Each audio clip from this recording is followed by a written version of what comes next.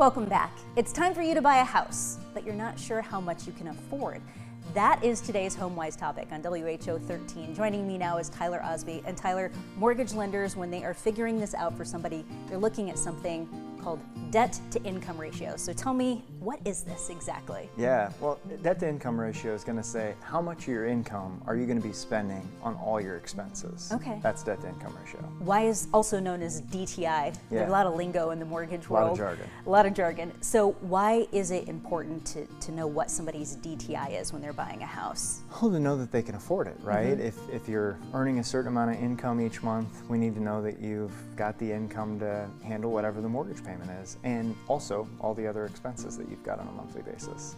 So let's move to garage door number 2 and talk about how do you guys calculate debt to income ratio. And stay with us because I want to let you know this isn't rocket science. It's not complicated. So take us through how mortgage lenders calculate this. Yeah, so we've talked about credit reports recently, right? So that lists all of your debts. And we look at all the debts that are on your credit report, so installment loans, credit cards, whatever, and you take that in combination with the proposed housing expense, whatever your house payment would be, and we take that number, and then we take your gross monthly income, and gross is before taxes, and then we figure out what percentage of your expenses are your, versus your income, and that's how you come up with the debt to income ratio, the percentage of what your expenses are. And there's actually a housing expense part of that, so like what percentage of your gross income is your proposed housing expense, and what percentage is your total expenses, including all the stuff on your credit report. If somebody came to you wanting to buy a house and they didn't necessarily want to go through the process of you pulling their credit, is this something you could sort of generally figure out for them? Yeah, okay. I think a lot of people usually project 41% of your gross income is a good number for a maximum on a housing expense, but there's situations where it can go higher or in some cases lower. Okay, and let's talk about that a little bit more behind garage door number 3, where we're talking about DTI to qualify. So where does, as we said, this is a percentage, it's a ratio, where does it have to land for you to be able to qualify for a house? Yeah, well, ultimately, it always depends on the loan and the lender you're working with, because you might even be doing the same type of loan, but looking at multiple lenders, and some lenders have rules, they call them overlays, where they say this is the most we'll do. Yes.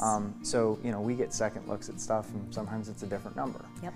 So the second thing that I think is wildly important is just because I say you can do it as a loan officer doesn't mean you should, right? Right. This one right here, qualified doesn't mean comfortable. Yeah, I mean, you got to go with what feels right? So sometimes a lender might give you a number that you feel is too small, right? And that is a situation that could come up too. But oftentimes we see people who are like, there's no planet where I would spend that much money on a house, right? Just because I qualify for it. Yeah. No way do I want that payment. Yeah. And then real briefly, just talk about how you might have the same priced house, but there's a different payment. Therefore, what impact does that have? So when we do pre-approvals, we look at the maximum payment. And you'll notice if you ever use a mortgage calculator, it asks you for how much your insurance will be, which can vary a lot, and taxes. And the combination of all those things gives you a total payment. And that's why a $300,000 house at one address might be a different payment, or always will be a different payment really, than a different address at the same price. All right, Tyler, thank you so much. Good information. If you guys out there would like to share what you have learned today or check out other HomeWise topics like this, be sure to visit WHO13.com. We'll be right back.